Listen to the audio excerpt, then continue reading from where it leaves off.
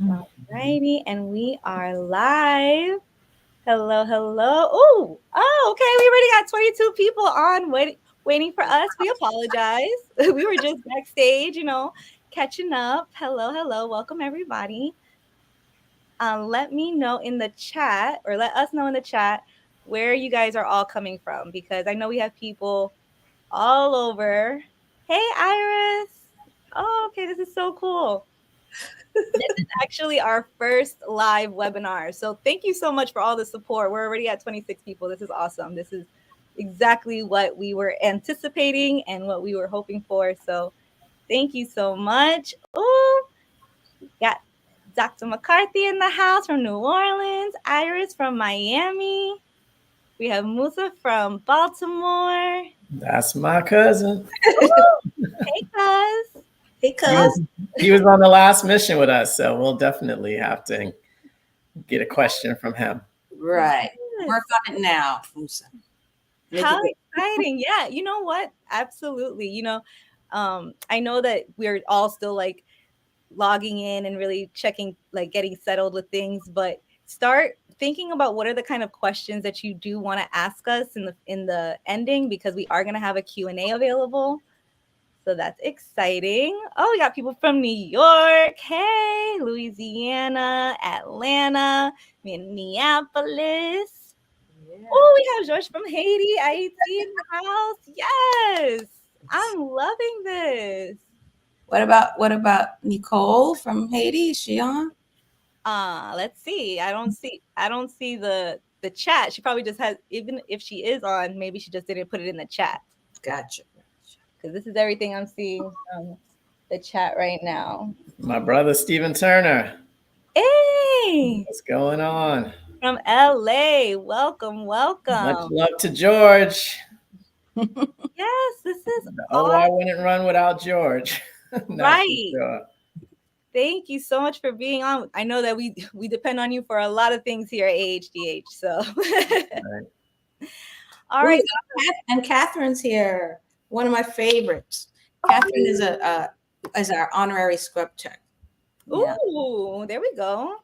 And Karina too. Oh, Karina also. Hey, Karina. Yeah. Can you guys see it? Oh, that is awesome, man. I'm so excited to have you all here. We were just giving Tasha too. Yeah. Yep, Tasha. I was just giving people time to just kind of come in. So I appreciate everybody's patience. We are going to be getting started. Mama Nicole. Yeah, there she is. Okay. Hello, Mama Nicole. Yes. All righty. I'm just checking here. We are streaming live on different platforms. So I apologize if you just see my eyes kind of like do different things. It's just media, baby. So I appreciate your time and your patience. But we are going to be getting started. Who's ready to get started? Put a 1 in the chat if you're ready to get started.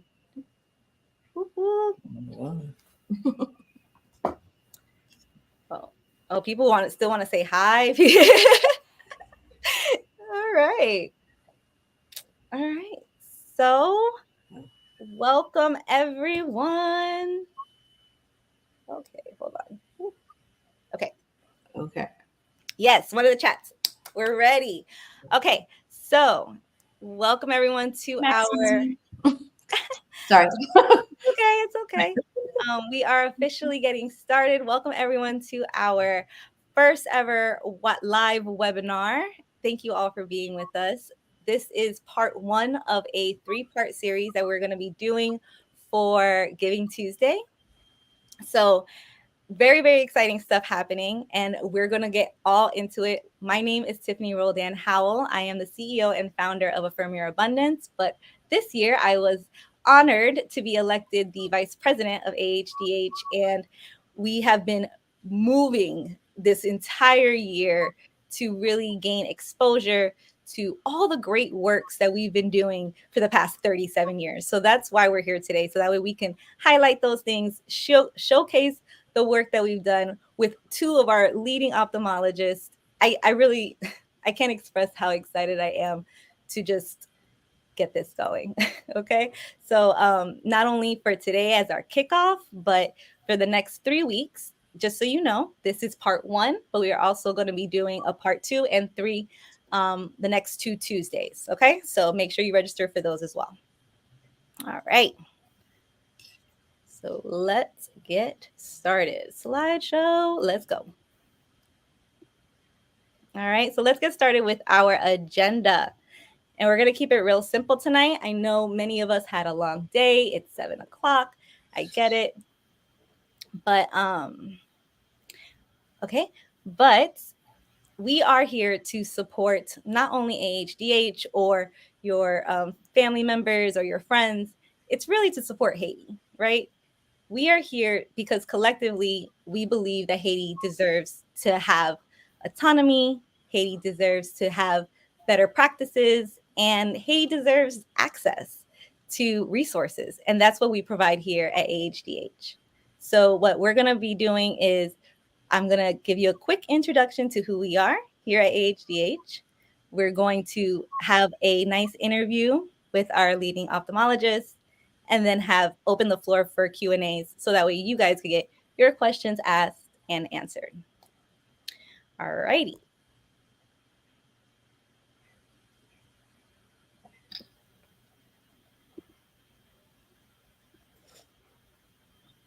All right. Everyone see my screen? Okay. If you see, again, if you guys see me go this way, it's just because my chat is on this screen. So I apologize. I'm just checking the chats as well. All right. So, hello from AHDH.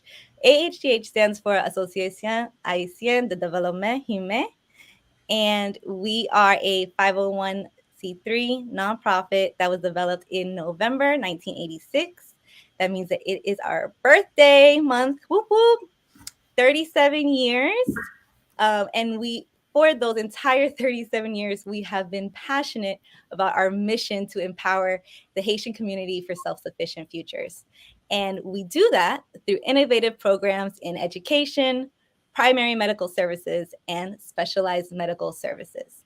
So you see, we have a lot of different departments, right? And I'm sure that you can see why we needed 3 different webinars, because I didn't want to keep you guys here for a whole 3 hours, right? We're going to keep this.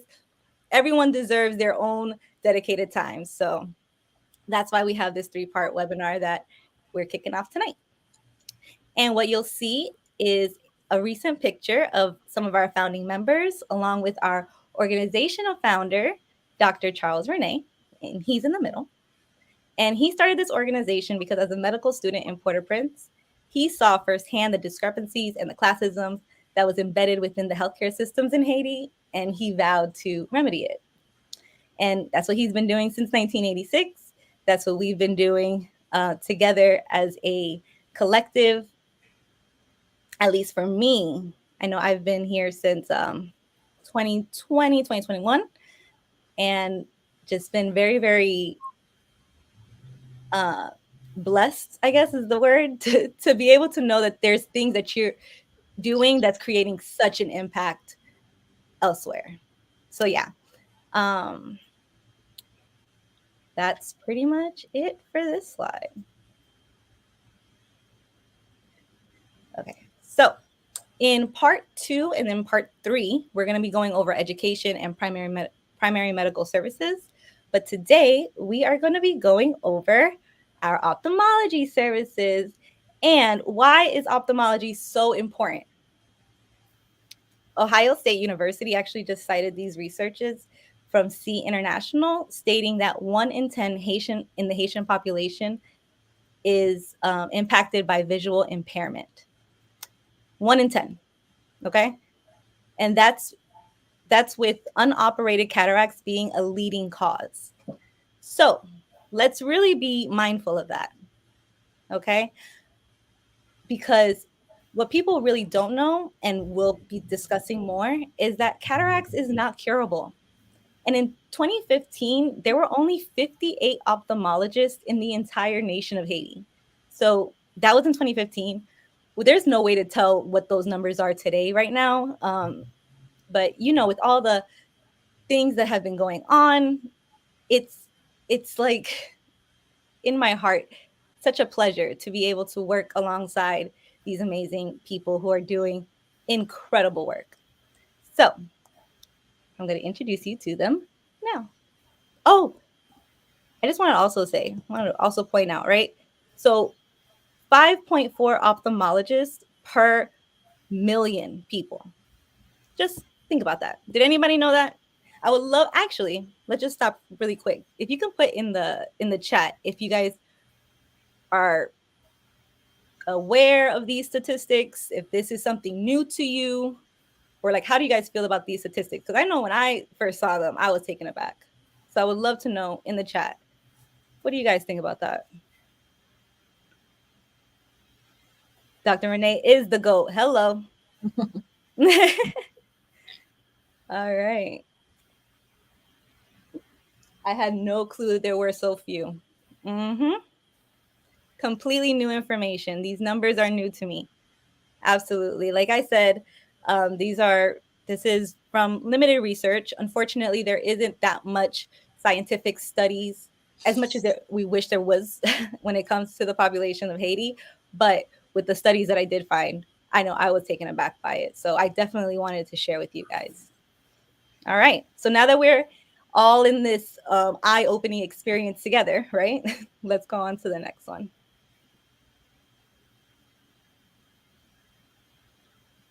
Yeah. So we have the honor of having our eye clinic mission director, Dr. Anika Michael, with us. And she is a graduate of Princeton University and Louisiana State University of Medicine. She completed her residency in ophthalmology of SUNY Downstate Medical Center and obtained a fellowship at Belmont Eye Center in Manhattan. We also have Dr. Benjil Edgehill, and he is a graduate of the University of North Carolina at Chapel Hill and Duke University School of Medicine. He is a fellow of the American Academy of Ophthalmology, and they're both board certified by the American Board of Ophthalmology. So please welcome to the webinar. Woohoo! Thank you, Tiffany. Thank you. Great introduction. Very impressive. Yes, we have, I'm telling you, let me tell you, can I just, before we go into the interview, that was what I just shared was like, you know, their schooling, right? So that's just one part. These individuals have done so much, so much, which you're about to see. But like on a personal note, I just want to share that it's when you say it's very impressive, it is because we have these people who not only have the grit and the love to help people, but also the knowledge and the wisdom to be able to do it on a bigger scale. So that's what we have here, and that's what we're hoping to gain more of, and that's why we're doing these webinars, right? So welcome, Dr. Michael and Dr. Edgehill. I would love to just start this webinar by letting everybody know, well, first of all, how long have you been volunteering with AHDH? And also, what made you decide to volunteer with us? Dr. Michael, I'm sorry, ladies first. Dr. Anika, Dr. Michael, Anika is fine. Whatever you want to call me. I'm not used to, I'm like, wait, Dr. Michael is new for me, so I apologize. You can just say Anika. So I started volunteering with AHDH in 2007. So, I mean, I can't believe how long that's been. But yeah. So I don't want to age myself, but well, Benjil and I were residents together. He's 1 year ahead of me, so he probably will let the secret out. But anyway, that was it. That was the end of my residency. I finished my 3 years of ophthalmology residency, and I did the mission as soon as I graduated. Yeah, and so I've been doing it twice a year since the summer of 2007. Maybe I missed one mission, but there was no mission during the pandemic. But it's been pretty consistent since 2007. Yeah, I think, and from my understanding, it was just that 1 year because we couldn't go. Right. And after that, like I know that the minute that we could go for 2021, we were like in there. Right, exactly. And then even before that, I think our medical mission went too, but we'll talk about that later. Yes. But yes, so that's exciting. So you have, and then I also know, like we said, Mama Nicole, you're on Hey Mama Nicole. So how did that relationship start as far as her being involved in Oh, well, AHDH2? Mama Nicole is my mom, in case you guys don't know, and my father and my mother were physicians. My father was an anesthesiologist, and my mom is a pediatrician. So they started going on the mission. I'm going to say probably 2004 or something like that, when I couldn't go because I was in the middle of residency or internship. And so my mother is Haitian. So my mother met Charles, who lives in New Orleans, and my mother and my father were living about 2 hours away from New Orleans, and they got to know each other. And of course, I knew they were going on the missions, and as soon as I was able to go, I joined them. So that's how that connection happened. Wow. And you see, that's one thing that I think speaks volumes is the fact that the minute that you guys started, oh, Nicole's like 2003. So That's great. since Okay. 2003, Yeah. right? You guys have seen the impact that you guys are doing and have been committed to it ever since. That speaks volumes. Dr. Edgehill, would you like to share? Sure. Yeah, Mama Nicole is my Haitian mama, and Anika is my Haitian sister, or Hey. part Haitian sister. I think I started in 2017, if I'm not mistaken. It's either 2017 or 2018. Mhm. And that was because my wife was kind enough to say she got the children, she'll take care of them. And with a lot of encouragement from Anika, I was able to make that leap into medical missions. I had previously done one going to Ghana, Mhm. and that was during medical school. And I really enjoyed seeing the country firsthand and really educating the people. But this was my first surgical medical mission. And the Dr. Michael has really created an awesome eye clinic and IOR, of course, with the help of AHDH and all the fundraising. But it's one of the few missions that I've seen where you literally hit the ground running. I mean, as soon as we get there, we're unpacking and we're starting to set up the OR in the clinic. And within a day, we're seeing patients. And within 2 days, we're operating. Mm. And each time we've gone, we've been able to up the numbers. So when we had, I think the most ophthalmologists we've had on one mission, you could correct me if I'm wrong, Anika, is probably 5 ophthalmologists.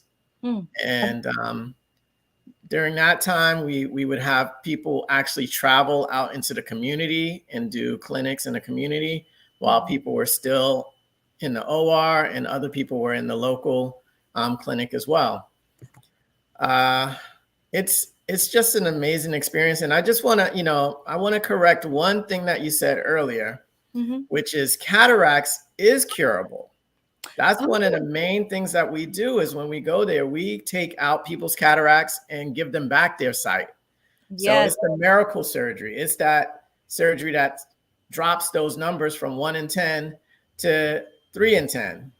And our goal, I know when Muhammad El Mala, one of my buddies who came with me on 2 of these missions, we looked at Lava Later Jacques Mel and we said to ourselves, we, with Dr. Michael's help, are going to get rid of all the cataracts in La Vallée. Eradicate, And baby. so, yeah, that's part of the goal. Um, Dr. Michael has really been the heart of the mission because she goes every time. I usually am only able to go once a year, but this past year I went twice, and yeah, it's a phenomenal experience. I encourage any ophthalmologist, any budding medical student, or anybody that's got 2 legs and 2 arms and willing to help to come and get on this mission because all comers are needed. Everybody can be trained to help in one way or another, even if it's not with the I team.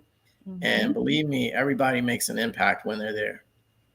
Absolutely. And you know what? Speaking of impact, wait, I did want to say thank you for enlightening us, right?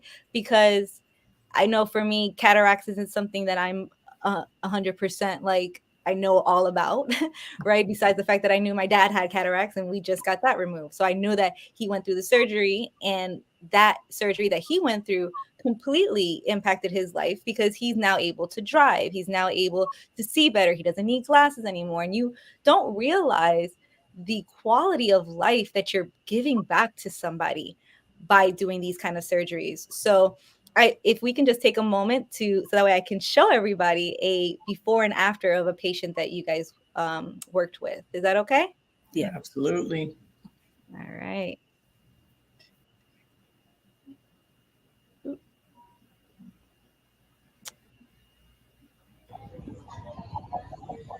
Madame, où est combien douette?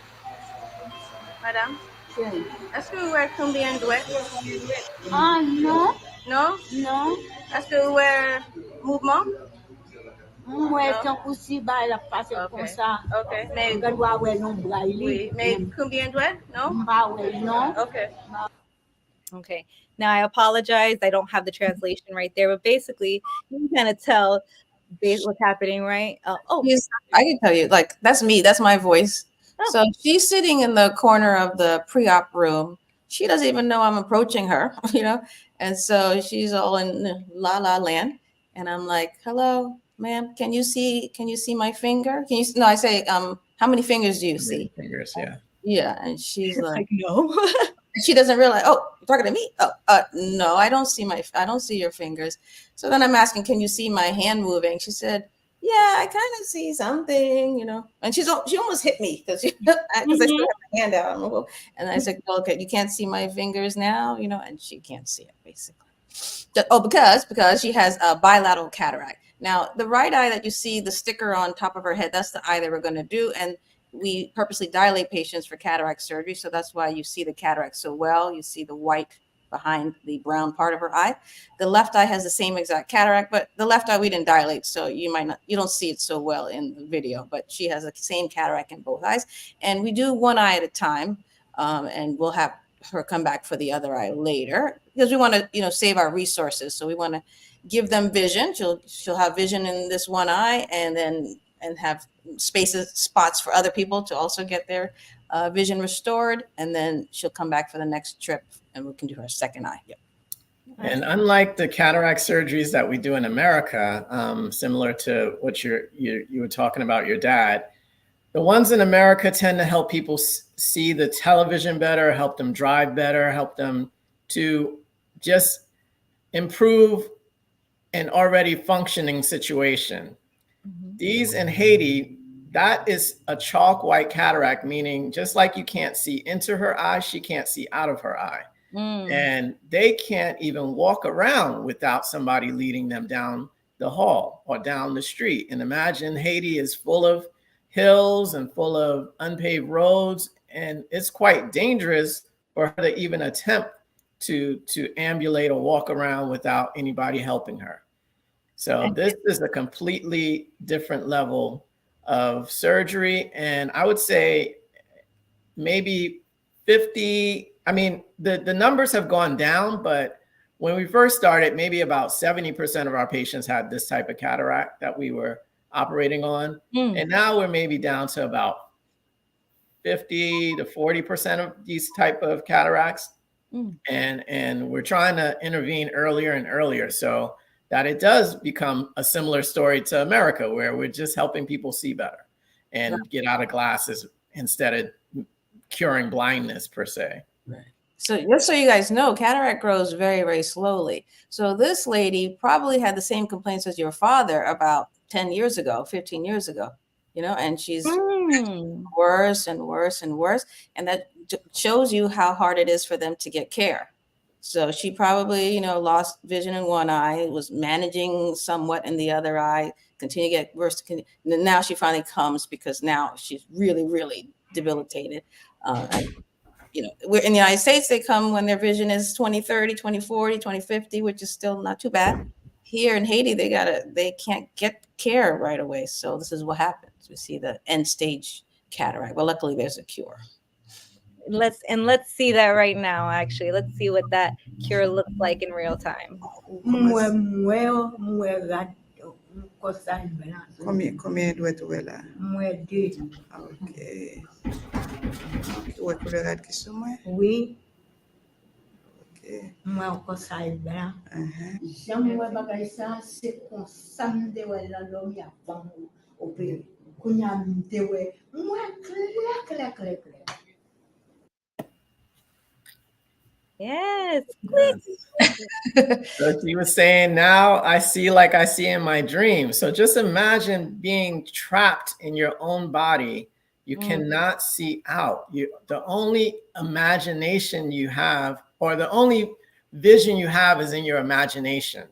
The only colored vision, the richness that we take for granted, is only in your dreams right now. And we do a surgery on one of their eyes, and then eventually both of their eyes, and they're able to recapture that glory and appreciate the true blessing that God has given us with sight. Absolutely. And to your point, to both of your points, there's more to this video, but this was the edited version. And even in the more, she was saying how she had, I think she had someone who always had to take her everywhere, someone who always had to drive her everywhere, and now she'll be able to just walk around and be on her own without that anxiety burdening her family. Right.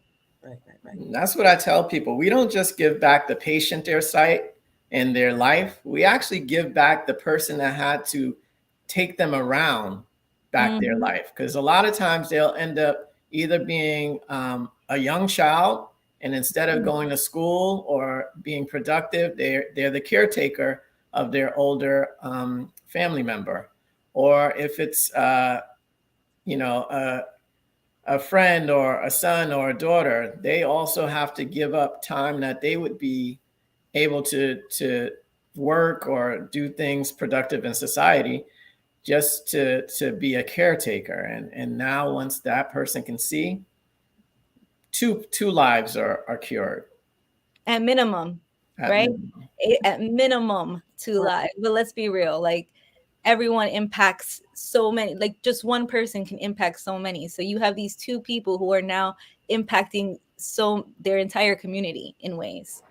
Yeah. And the surgery takes 15 minutes. Even better. Speaking of a routine surgery takes some of them can take longer, for sure. Don't make it sound too easy. Like, the pros, she's like, Yes. But question, how many, because I know that you mentioned that we have large percentages, right, of the types of cataracts that we were seeing. How many patients do we typically see on each mission? Well, typically in the clinic, I want to also, hopefully we get a little bit into the clinic as well, because the glamorous thing is surgery. You see the before and the after, just like you just saw that. It's wonderful to see. But people in the United States don't realize how lucky we are, because people in Haiti, a lot of these patients can't see because they need glasses. They don't even have glasses. So, think about how all these people you see in the United States have had glasses since they were, in elementary school. These patients never got the opportunity to wear glasses. So just giving glasses is also a life-changing thing. So we have the clinic also is very impactful. So in the clinic, we see about 500 patients, I would say, every trip. Wow. And it's a wide range of pathology. Like I said, a lot of glasses, and then a lot of glaucoma. Benjil is a glaucoma specialist. In Haiti, unfortunately, we have a very high percentage of glaucoma. It's considered somewhat of hereditary disease, and it is more common in the African American or African descent. And so we see a lot of glaucoma. We see cataract as well. Advanced glaucoma, advanced cataracts. But yeah, we've had quite a few optometrists join us on the medical mission, and like Anika said, just being able to give glasses and being able to do the eye exams, give them eye care that they may have never received in their life, whether they're children all the way up to 90-year-olds, this is vital parts of your healthcare is taking care of your eyes and making sure your eyes are healthy. And again, glaucoma, we see like the worst cases of glaucoma you'd ever probably. Worse. Yeah. So that's just like what I'm saying about cataracts. They don't get their care. They don't know they have glaucoma. They come. Why is that though? Would you say in Haiti that we see like that you're seeing like the worst? Well, first of all, it's something is going on with the genetic component. Yeah. And secondly, it's the lack of access to care, because glaucoma there's no cure for glaucoma, but it can be slowed down, and the vision loss can be prevented with eye drops and with regular eye care. So, and glaucoma is one of those diseases where actually you can see pretty well for many, many years and not even know you have glaucoma. So yeah, but the earlier you catch it, just like most of these conditions, you can actually prevent it from causing vision loss. So a lot of the collection that we do is for eye drops, for glaucoma eye drops, which we bring on the missions with us, and we give it out, hopefully trying to give out enough that the patient will be able to last until the next mission, because they can't easily access even the medication that would help them. But I've also started doing some glaucoma surgery while I'm there, something that's called minimally invasive glaucoma surgery, which is safer despite not being able to follow them up. We have partnerships with local ophthalmologists, and that also makes this a very top rate organization. Our partnerships with the local ophthalmologists make sure that even when we're not there on the mission, that these patients have, number one, access to care. Number two, we try to transfer knowledge and we learn from them as well. And number three, they can be screened. So when we come, we know that these patients need surgery immediately. So it's easier to take care of the people in need. Absolutely. And in the previous fundraiser, we were able to get a glaucoma laser, which is similar to eye drops, where the laser will help lower the eye pressure, and that can help them because they will not always have access to eye drops. So that's also like a big breakthrough that we had about 2 years ago. Yeah. Can I just say I thank you guys for your time. I know I'm going to probably say that at the end too, but I'm just really personally learning so much. Even though these are things that I've heard before, of course, we've talked about it before, but you have to hear them a few times sometimes, like to really have this kind of discussion. So I'm happy we're able to have this discussion, because I know so many people are also, I'm sure you're learning a lot at home too, right? Because at the end of the day, we're talking about making things better for Haiti, but truthfully, this is better for humanity. Like, it just so happens that the people that we're working with are in Haiti. So the truth is that the work that we're doing is not just so that way when we go, and this is in all of our areas, and that's one thing I love about AHDH, is that it's not just like, okay, we're going to go on a mission, we're going to do it, and then we're going to leave, and that's it. Like, the dedication that goes on year round, whether we're on a mission or not, is inspiring. And that's the reason why we've been able to be so successful these past 37 years. So I see that what our time is. So I want to actually go through the eye clinic and the OR just to show you guys at home our progression and have Dr. Michael explain kind of where we're at with that. Okay. So here we are. Share screen. Not that one. And there we go. So this is the OR. Yeah. Dr. Michael, if you want to explain the progression here. I think it's always fun to see, where we started and where we are. Let's start with that. You see that picture on the top middle where I'm wearing pink scrubs? Yeah. Mm-hmm. you guys notice, I like this picture because you can see that bed there, that's the operating table for the patient. And if you can see at the head of the bed, which is in the back of the picture, that little black circle, that's where the head goes, right? Because we want the head to kind of extend out of the bed so that we can put because basically the patient's head is in our lap. So you have to have your knees fully underneath the patient. And of course, we had no money. And so what my father suggested, why don't we get a massage table? You see how it says best massage? That's a massage table. Oh, wow. Operating table.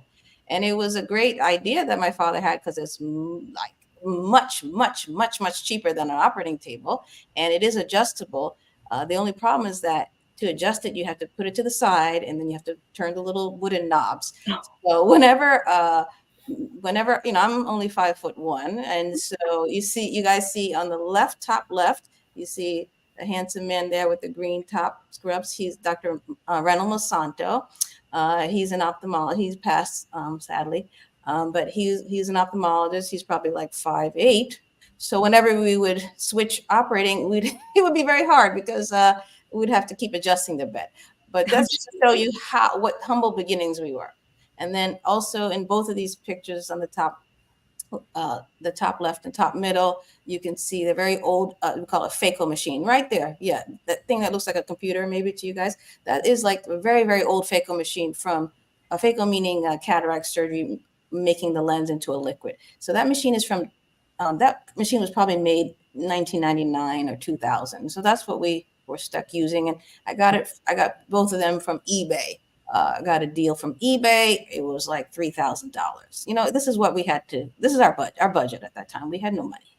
And then you'll see on where Reynolds is behind him is an Indian microscope that I also got from eBay for probably like $1,000, right? And then in that picture with Reynolds, you'll see up top that took a while for us to get an air conditioner. You see that on the top. That took fundraiser with a photo book. I mean, this is humble beginnings. Even though you see this computer screen on top of my head in that top middle picture, monitor, I mean, it's deceptive to think that you might think, oh, look how modern they were. No, it wasn't that great. Okay, so then we moved on. We only had one table, one microscope, pretty much. Then we moved on to your top right picture. That's when Benjil came. Benjil and his good friend Mohammed, and let's see, Harold and Jessica. I think that was 5 of us, right? They kept asking me, well, how many cases are we going to do? I was like, wait a second. I just want you to know we have one microscope and we have one bed. So, calm down. And after them kept asking me, I'm like, well, why don't we get a second bed and a second microscope? So I was able to do that before they came. So that was the first time we had 2 beds in the room. We did have the 2 phaco machines earlier, and we had the 2 microscopes. So that was the first time. Thing I want to point out, Anika, is that door in the far corner up there was, yes, that was the bathroom that was connected to the patient waiting area. So when patients would go into the bathroom in the waiting area, sometimes they would think they should come out of this door, which was into the operating room. Right. So you're operating and you hear. So we would have to block that door off. Really, one of the pictures that I wish you, maybe in the next webinar, it's the transformation that's amazing. When we come in, because everything is stored and wrapped up, it looks like no source of an OR can be in this small closet room. But slowly but surely, I have a funny story about a beautiful operating room. Yeah, Mohammed, Benjil's friend, he's the ophthalmologist that came that trip. We spent all of Saturday, part of Sunday, cleaning up that room, and we were setting everything up. And he asked me on Sunday, he's like, "Okay, so where do we operate?" I'm like, "We operate here." Because that's how it's amazing. Yeah. So. But that's because we have a lot of help, and we really work very hard those first few days to set up so we can be ready on Monday. You see, that's one thing. One thing that we're going to do is be resourceful, okay? Yeah, definitely. This is not to the highest level. So then obviously we got some real operating tables that can go up and down with just pushing on the pedal on the foot. of the bed. And then very big transformation was this picture that you have your mouse on right now. We fundraised and we were able to expand the room. So you guys can see, you see how that ceiling has that beam. And to the left of where Tiffany's cursor is the old room. Yeah, I guess you can't. Well, you can't. The door to the bathroom is now sealed. It's just a white wall there, but that was where the door to the bathroom was. Okay, and then to the right of where I'm standing, that's me again in the red scrubs. To the right is all new because we expanded into a storage room and we got a second air conditioner and we got a third bed. And we had an extra microscope at that time, and so now we have 3 beds going on at the same time. So, because by the way, it was quite sad that when we had 1 bed and also when we had 2 beds, how many people we had to turn down. Right. So we have limited spots and limited resources. So basically, a lot of times we are already full. And Thursday, Friday, you keep seeing patients in the clinic, but you don't have spots for them. And their bilateral cataract is very sad. And then sometimes you'd have to choose. Maybe you have 1 slot left. Are you bad enough? You don't know who's going to come next, and it's kind of sad. And one time I had to choose, and they all knew that we only had 1 slot left, and they're all looking at me, and I felt bad because I had to choose who's going to get their cataract surgery, who's going to have to wait 6 months for the next time we come.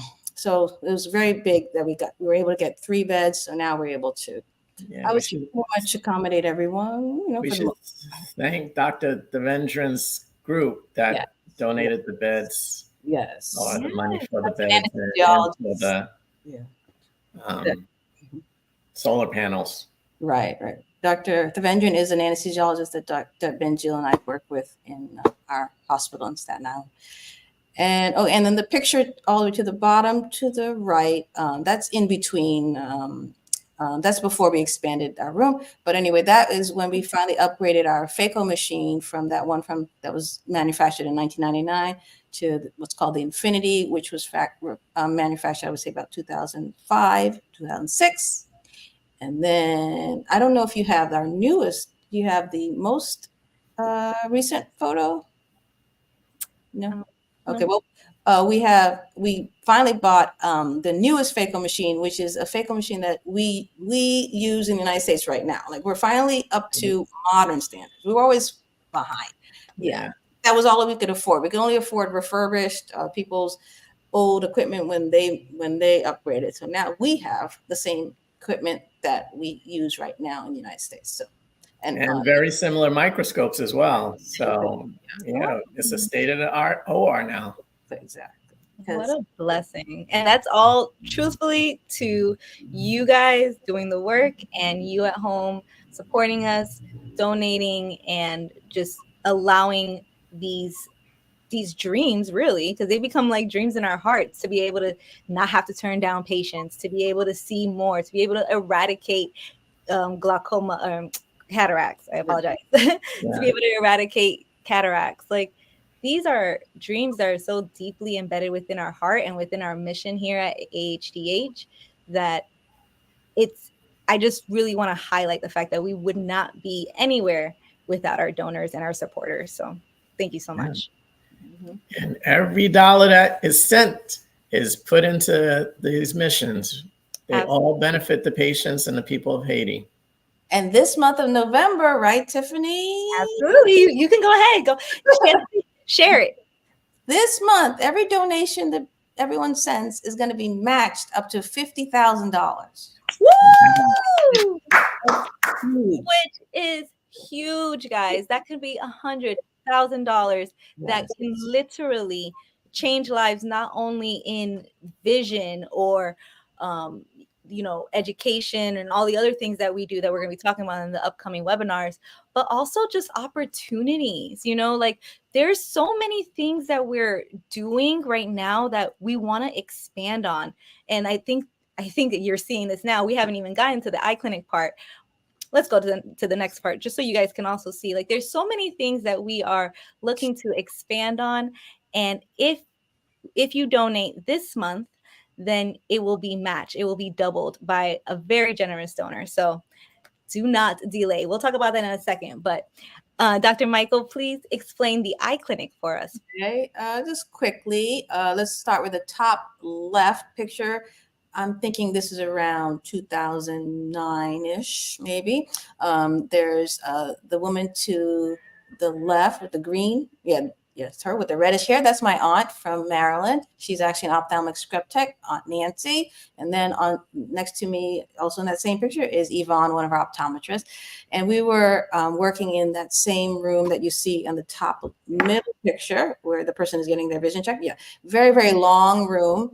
It was pretty basic. We didn't have any slit lamps. Slit lamps are, okay, we'll skip. The slit lamp is on that bottom left picture. This one? The most modern, yes, right here. Okay. You probably recognize that if you've ever gone to an eye doctor. A slit lamp is where we examine the eye up close. It's a microscope. So back in the day, 2009, we did not have that. We only had a portable portable slit lamp. Then we moved upstairs. So now you see the top right picture.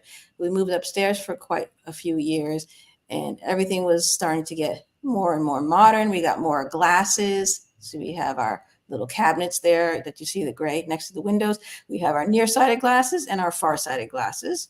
We also had more help. More optometrists would come and help us. We had technicians And help. that desk is usually where Eve Rose sits. Right. Hands out sunglasses. Right. It's it's a little off the picture towards the left. Yes, and right there now. No, okay, yeah. Let's skip down to the bottom now. You see the slit lamps, the modern slit lamps. That's the latest picture. That's from our last mission that we did in June. So we expanded to a whole different building, and now we have we call it lanes in ophthalmology. We have 3 lanes, 3 places for 3 doctors to examine 3 patients. And it works very efficiently. We're not in our way anymore, our own way. We have a lot of equipment. Before it'd be like, excuse me, pardon. Now we can move around nicely, and we all have our own lenses, our own so-called indirects. We don't have to share stuff anymore. And then that bottom right picture is just one example of one day of how many patients we see. I mean, this is not even all of them. The picture, you can't get a picture that has all the patients. I mean, it snakes around. And I would say ophthalmology is the most popular clinic, and then the second would be dentistry, when we do have a dentist. Sometimes we don't have a dentist, but ophthalmology is always has lots and lots of patients. And my question is, like, I know that we get people from all over.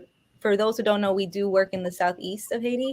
So we're in La Vallée of Jacmel. So what's been like the furthest that you've heard? Because I've heard some crazy stories, but I would like to hear from you guys. What's the furthest you've heard people are traveling to get these surgeries, or just the eye clinic alone? I know some people have come from Port-au-Prince. Yeah. That always shocks me a little bit, because Port-au-Prince is where everything else is. So that's where they've centralized all the hospitals, and all the physicians who graduate, they want to stay in Port-au-Prince. All the doctors are there. So for them to come all the way, it's quite a compliment that they come, because they've heard good things, and they want their surgery done by us.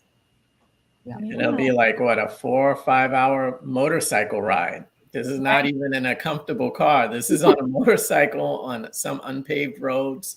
And it may be 4 or 5 people on that one motorcycle.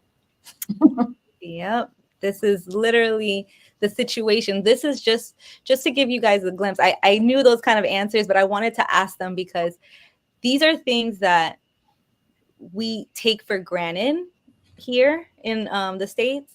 And I want to just showcase how much these services are sought after. Okay. They are needed. The people want them. It's not like if we're going in and saying, hey, you know what? We think that you guys should do this. No, they're requesting this. They deserve this. So like Dr. Nicole Michael just said, she says that people will be on a donkey or walk for hours. Yes. Like literally walking for hours, I've heard. So, and stay overnight, on a bench, courtyard outside the hospital, waiting for us to come. this is just a reality of what we're experiencing and what we're trying our hardest to eradicate, and just lessen the load, just so that way people can have a better quality of life and be able to be like a person, like Benjil said, or Dr. Edchill said, I apologize. Like he said, to give them back their dreams, like give them back that appreciation. There's so many things that we don't appreciate until it's taken away. So to be able to restore that is huge. It is 7:50 right now, so I am going to open the floor. If you guys can start putting in your questions, I'm going to check the chat now because I know we had some questions earlier. Yeah, I saw one about can a psychiatrist volunteer, and definitely we can use any and every All body, medical. especially somebody who's medically trained. That's my good friend Susan Tran. She was my medical school roommate. All right, good friend. He Let's is see you. very welcome. Very welcome. Back in February. Yeah, we don't call her Susan, we call her Susan Tran. You say both her first name and her last name together. Okay. Awesome. I will recommend everyone, I'm just going to say this now.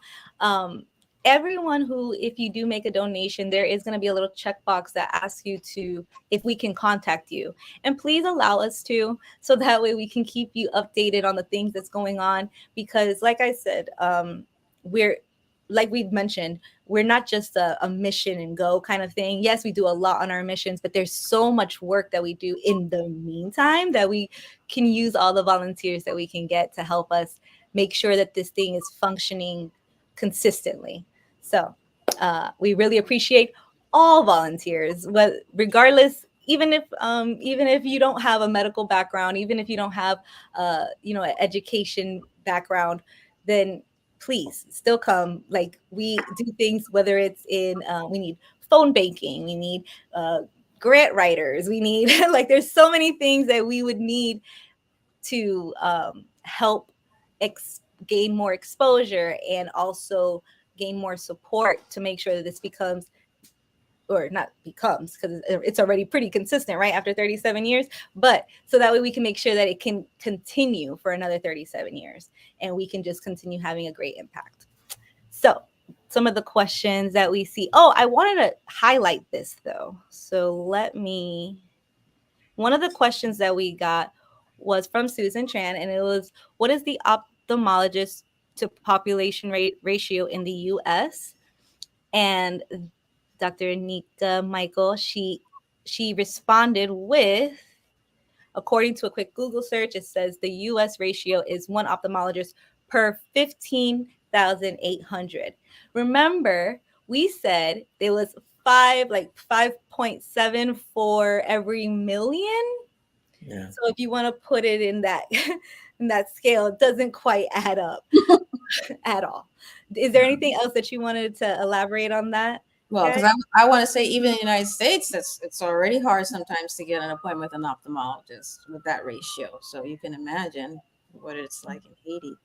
Yeah, and even in New York, that ratio is probably higher. But certain states, it's going to be lower where there's less people trying to move to, but it's still not even a fraction of the need that Haiti is dealing with. There's just no comparison. It's like night and day. There's work to be done. So trust me, if you think, oh, they got it, they've been doing it for a long time, they got it. No, we got it, but we can always expand. There's always more that we can do. Okay.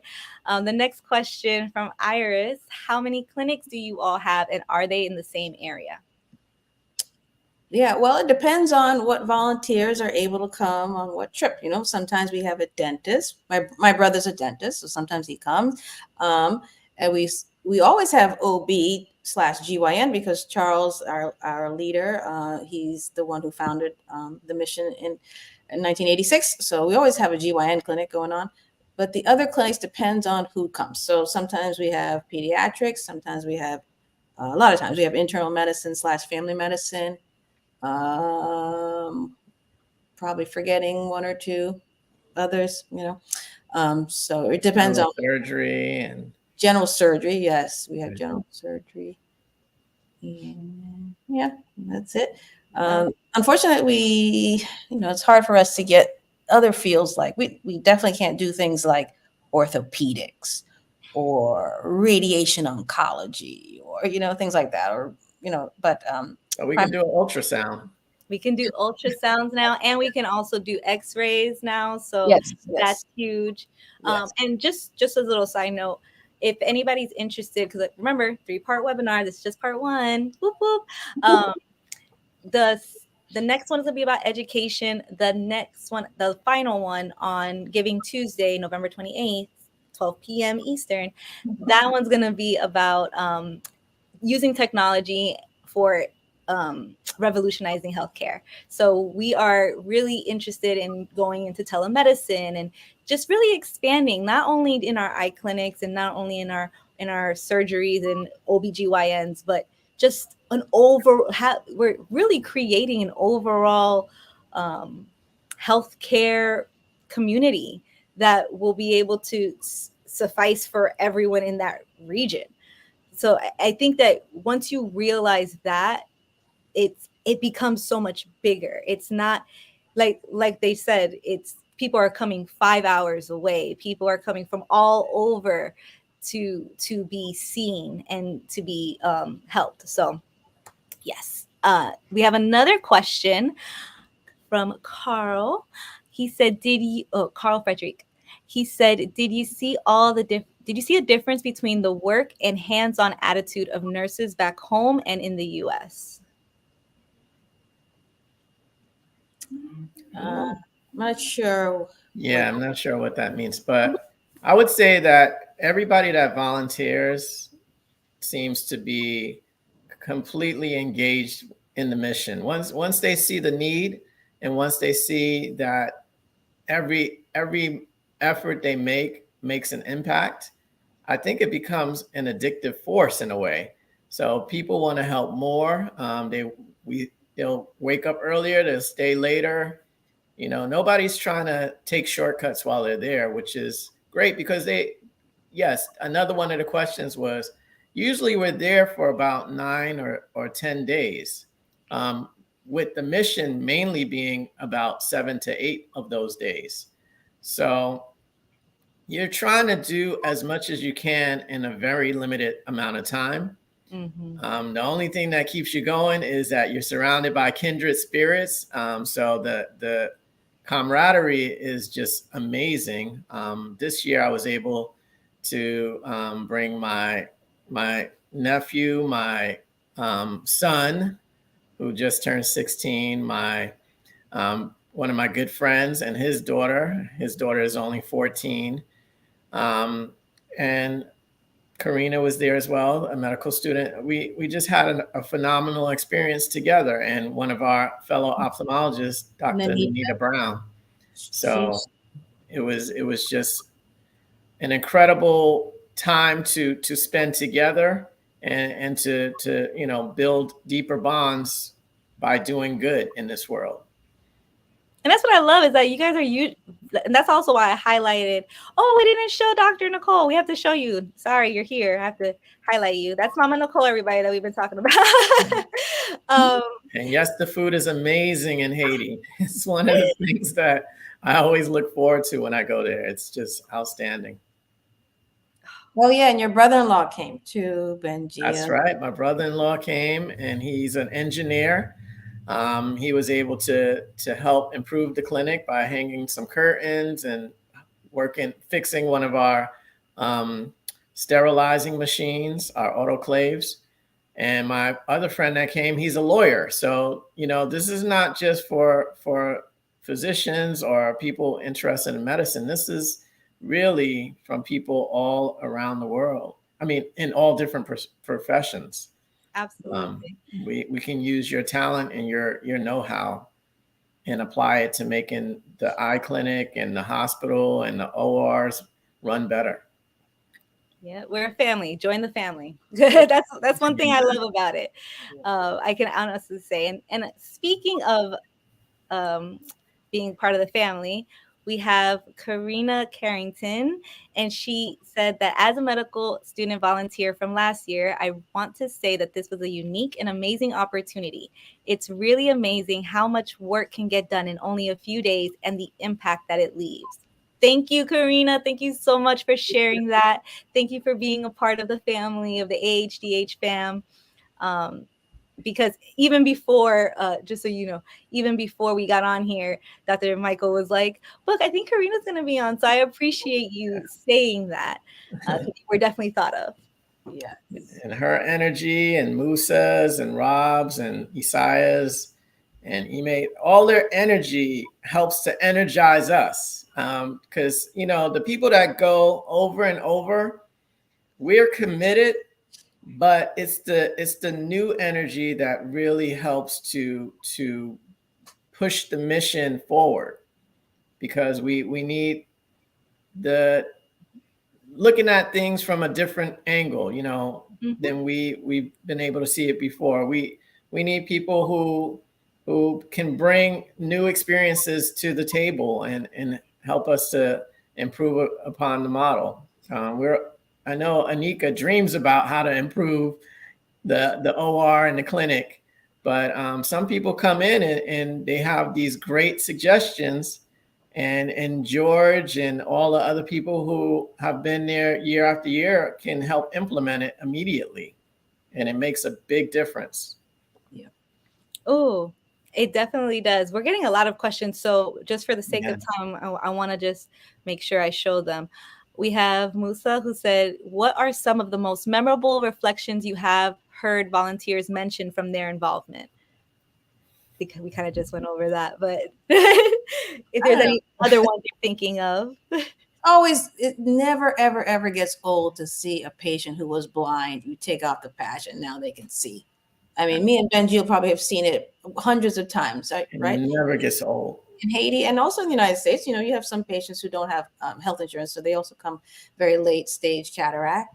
Never gets old. So when you have a volunteer who's never seen it and you can see how excited they are, that makes you even more excited to show it to them. Yeah.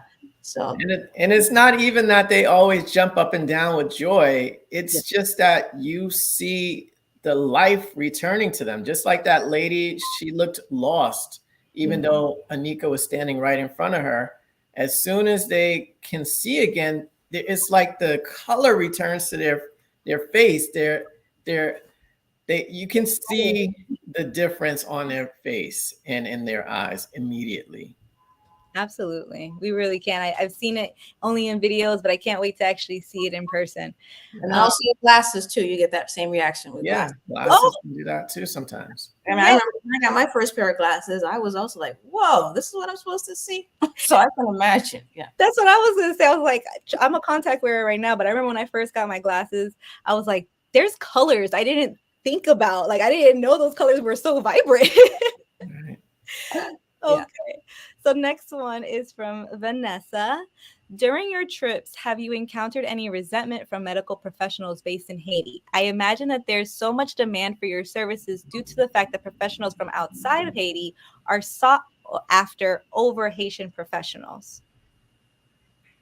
Yeah, that can sometimes be a problem because the Haitian people think that any doctor that comes from the United States is inherently better than their own doctors. So, but like I said, like Benjil said, I mean, we work with Haitian ophthalmologists there. Ritza Eugene, I think she's here on the chat. Yes, Ritza. And then Shakespeare Santil, who was Ritza's resident, but now over the years, now he's a full-fledged ophthalmologist too, along with other people. Dr. I'm going to blank on all their names, but other Asian ophthalmologists who come. So it's a partnership. So absolutely, we don't feel that resentment, but I know that exists. Yeah, I know that exists. And it's an absolute partnership. As far as the ones that we work with, we can't wait to see them. We communicate even when we're in America. just to, ask about certain things and about certain patients. And like we transfer knowledge, like Yeah. there's surgery that they do excellent, that Benjil and I don't do as often. So we get a lot of tips from them, and vice versa. We teach them the way we do surgery. So it's a great collaboration. Cross-pollinate. There you go. Thank you, Vanessa, for that question, though, because I think that that's something that needs to be touched upon. And the fact of the matter is, we work together with the community. I think that that's the big difference between just coming, like I said, just coming in twice a year and then heading out. Like, okay, we're here, we're gone, and then that's it. Like, pat on our shoulders. That's not what we do here at all.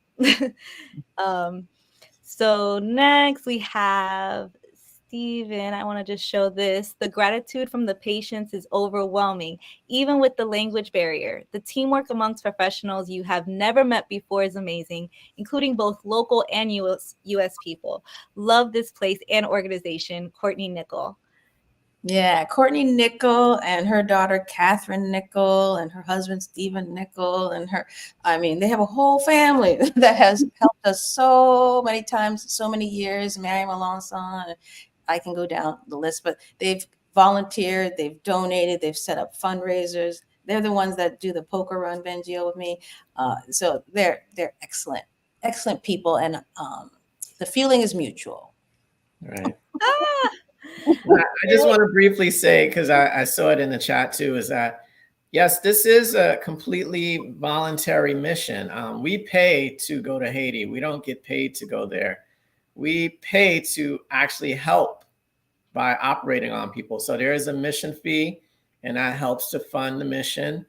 You have to pay for your own plane ticket and your hotel stay and the food. But all of that, most of that is covered by the mission fee. And a lot of people may ask, why would you pay to work? Well, the reason is because you actually gain so much from it. The type of experience you get and the true feeling of serving your purpose on this earth is priceless. I've never felt like what I've given towards the mission has been less than what I've received back from it.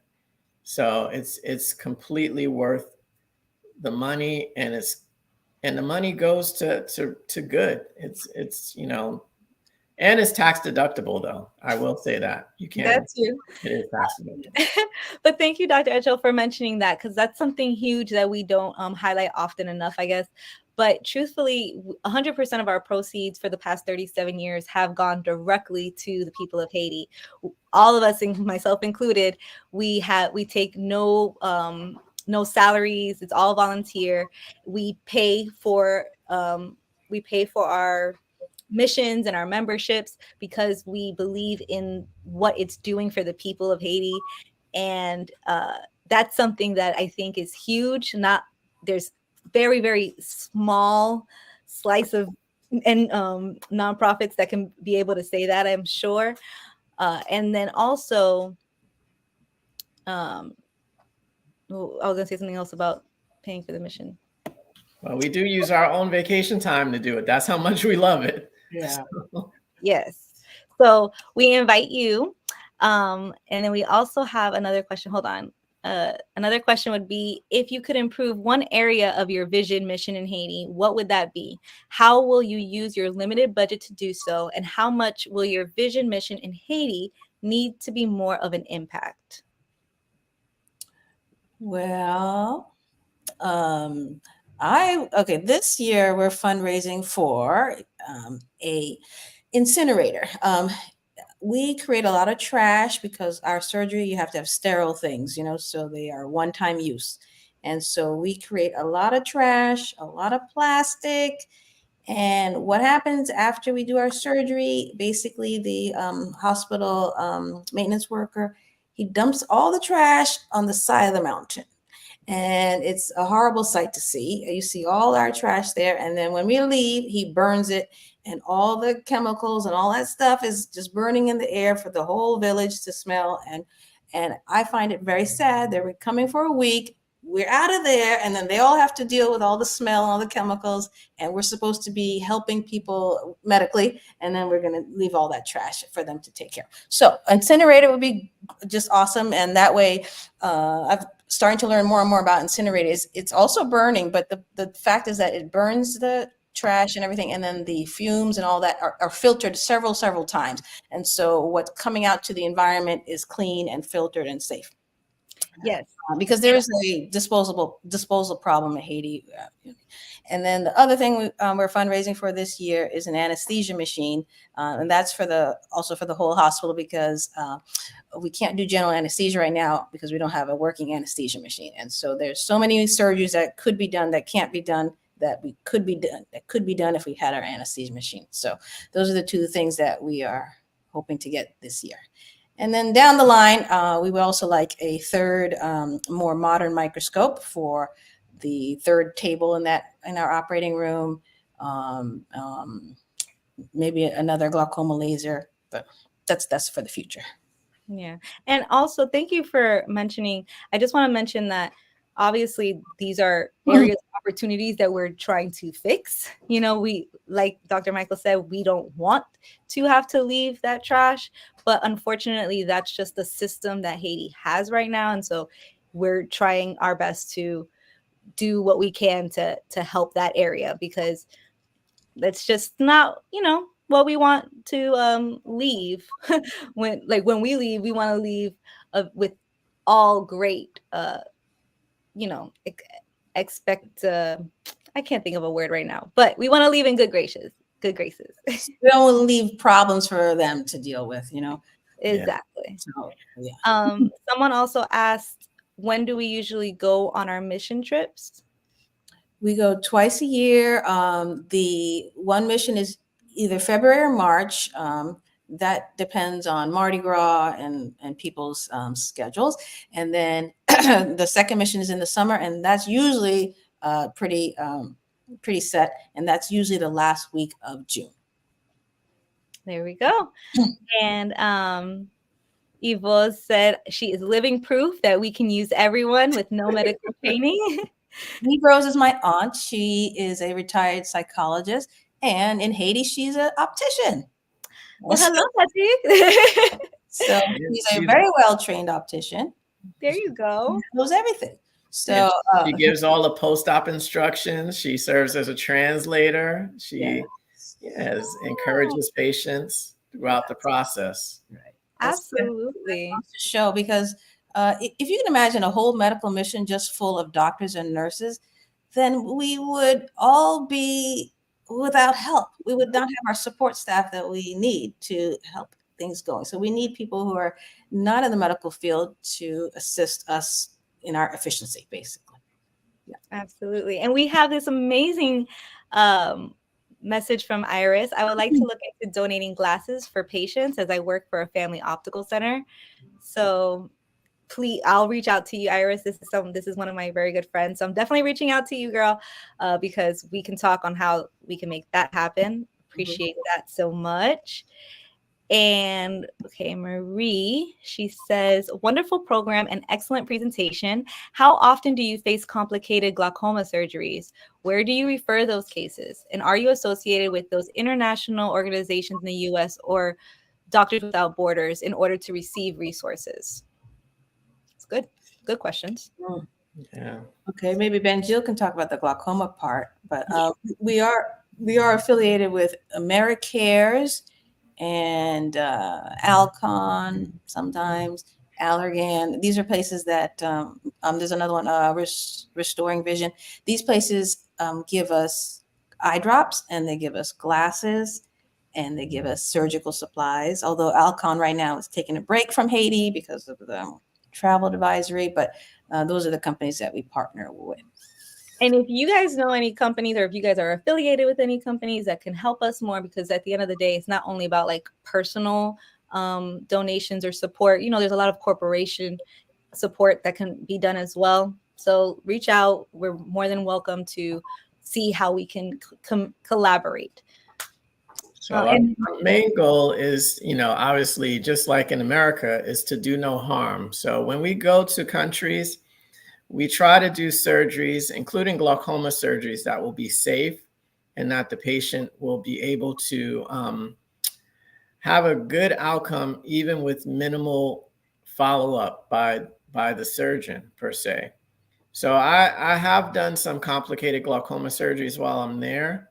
I try my best to do the least invasive surgery possible so that they are without any complications, especially since I'm only there for a short amount of time.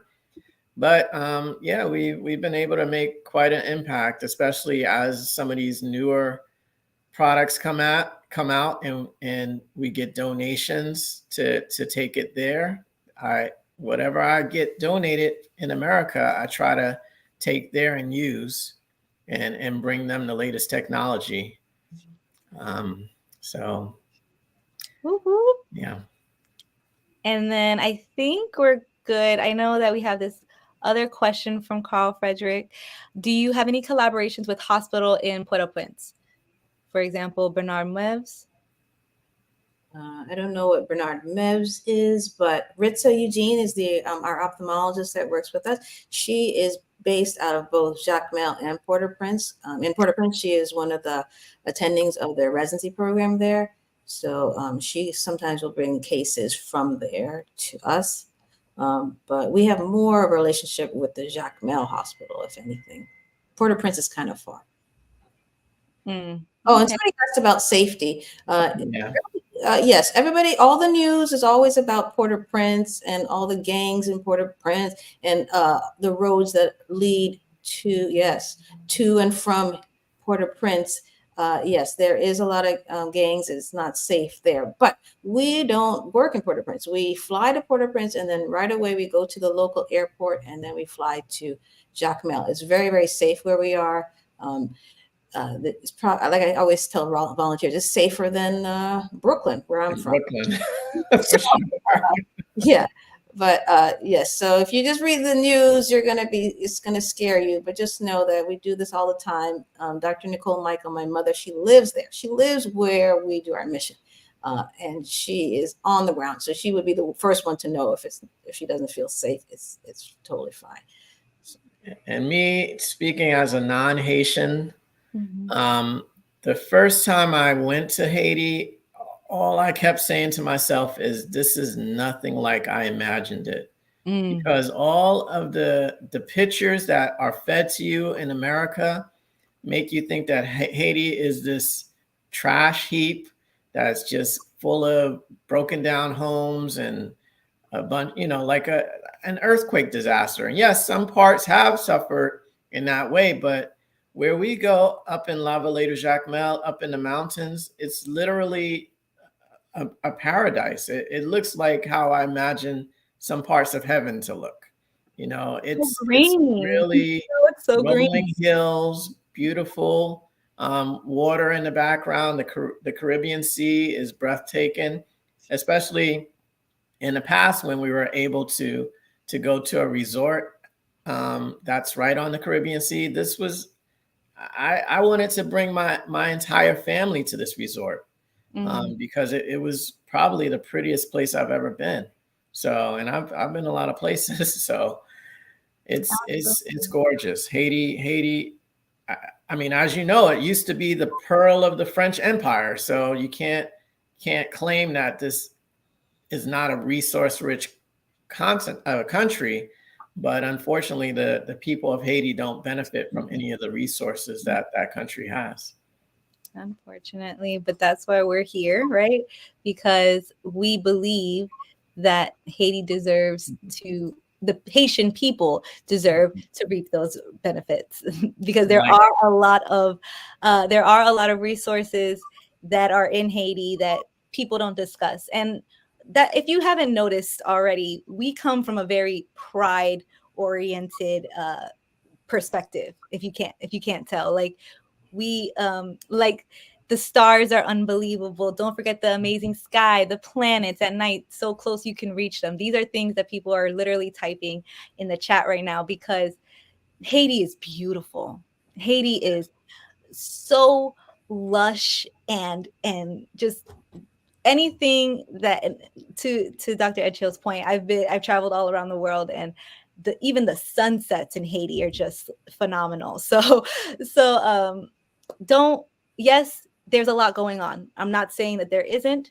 I'm not saying that you don't have to be safe, that you don't have to at least have any, and you don't have to have, like, be mindful of your safety, but you're gonna want to do that anywhere you travel to. So at least here, you know that you're going with a group and it's safe, as far as the way that it's, as far as like the transportation. Can you guys hear me?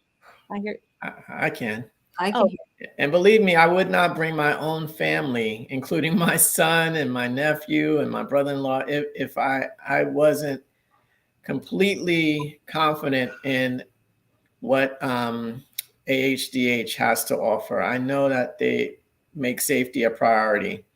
And I know that if something unsavory was happening, they would let us know. They would not try to put us in danger just for the sake of the optics of the mission. We absolutely. want to make sure people want to come back. That's really the most important thing. Hey, Tanisha. Tanisha. Hey. Tanisha. Yes, is this being recorded? It absolutely is. And if you registered for this webinar, then you should be receiving an email with the recording afterwards. So be sure to check that out. Also, remember, guys, well, let me just go to the next thing. Remember, guys, that we are doing the November matching program. So every donation will be matched. So your donations will be doubled. We have already hit 10% of our $50,000 goal. So we're already over $5,000. Thank you so much for everyone who has already supported us. If you are interested in supporting us now, you can literally just take your phone, scan that QR code, and you'll be redirected to our Give Butter giving link. And also on that same page, you'll see this right here, join our team. Like right now it's just showing the top 4. But if you go to our link, you're going to see we have a large team. A lot of people are on this mission with us, and we invite you to be a part of it. So you can literally click join our team. So that way you can fundraise on our behalf. And all those dollars for the month of November will also be doubled. So yay. Yes. Okay. And it's tax deductible. Tax deductible. Hold the phone. Right. Don't wait until December. Don't wait till December. You're gonna be overwhelmed. There's a lot of things going on in December. For the next 3 weeks, start getting your paperwork together so that way you can put all your donations in. Make sure your taxes are all set for the new year.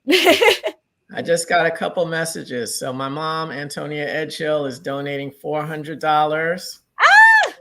Matter of fact, hold on. Let me see. Well, go ahead. Continue. I'm going to check on And another family member who wants to remain anonymous is donating $300 tonight. All right. Incredible. So that's awesome. Thank you so much. That is absolutely incredible.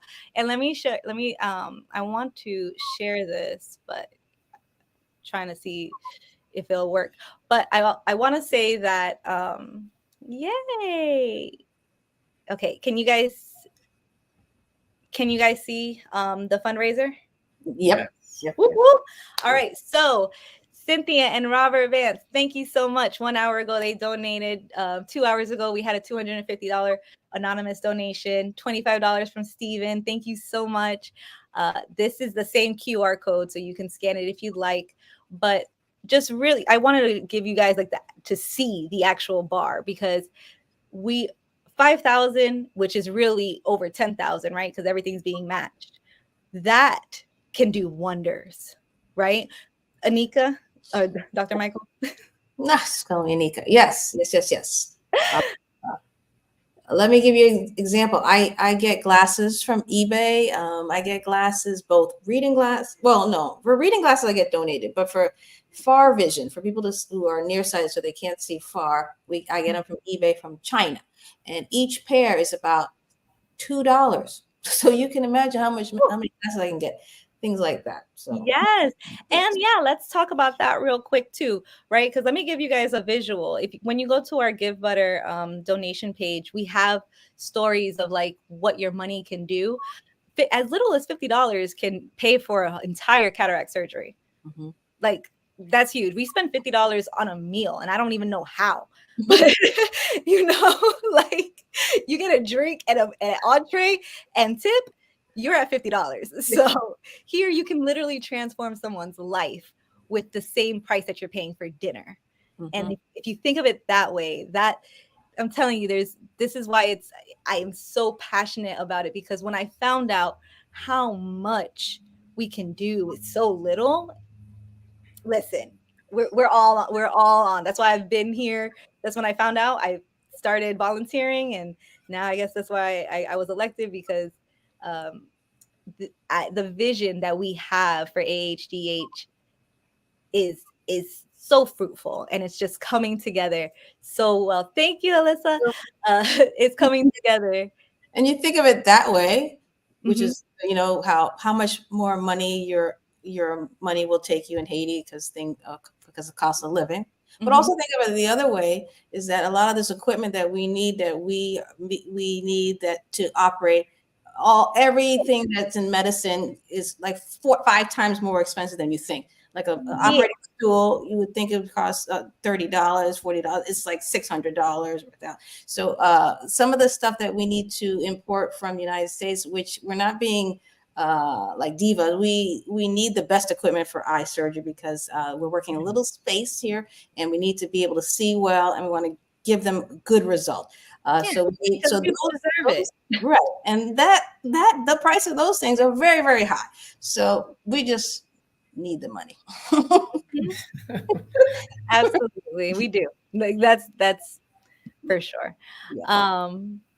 But yeah, any other last minute questions? Or is the donation link to share? Alyssa just shared it, so thank you for that. Don't forget the traditional soup jamu on Sunday.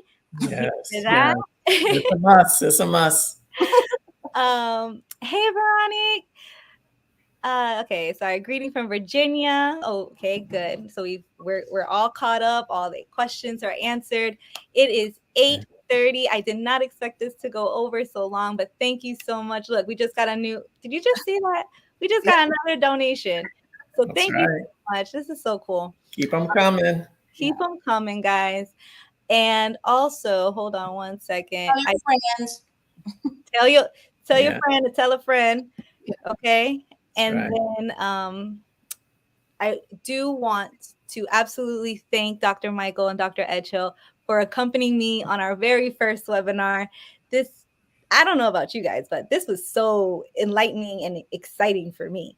So thank you guys. It was pretty epic. It was. Right? And Yes. now sign up to join the February mission. Yes. You can see it firsthand. Yes. Sign up to join our February mission, but sign up now, like sign up, message us on how to, hey, oh, it was, sorry, rude. There we go. Sorry. Sign up to engage with us from now. Like don't wait till February. Like we're doing a lot right now. So be a part of us now. Like I said, we can use people in all capacities.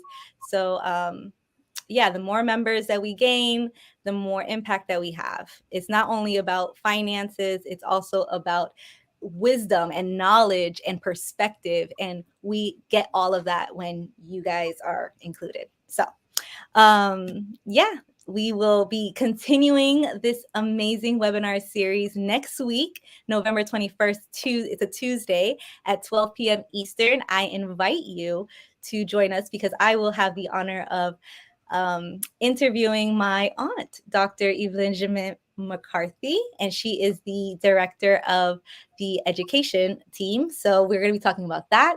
And then also on Giving Tuesday, November 28th, like I said, we have Dr. Anissa Shomo, and she is going to be telling us all about the transformations that we're doing with telemedicine and just things about the internal general practice that we are expanding on. So I invite you to be a part of those. Tell your friends, tell a friend, because we are dedicated and doing the work, and we need you guys to come help us do it. All right. Okay. So thank you, everyone. There's Dr. Eugene. She's Oh. ophthalmologist. Right. Thank you, Hey, Ritza. everyone. Hey, Heroes. You are a hero. Yes, Thank definitely. you. Thank you so much. Please don't. We'll talk later about that. But I do just want to say thank you again. And I look forward to seeing you guys next week. All Bye. right. Bye, everyone. Bye-bye. Thank you. Bye. Keep donating.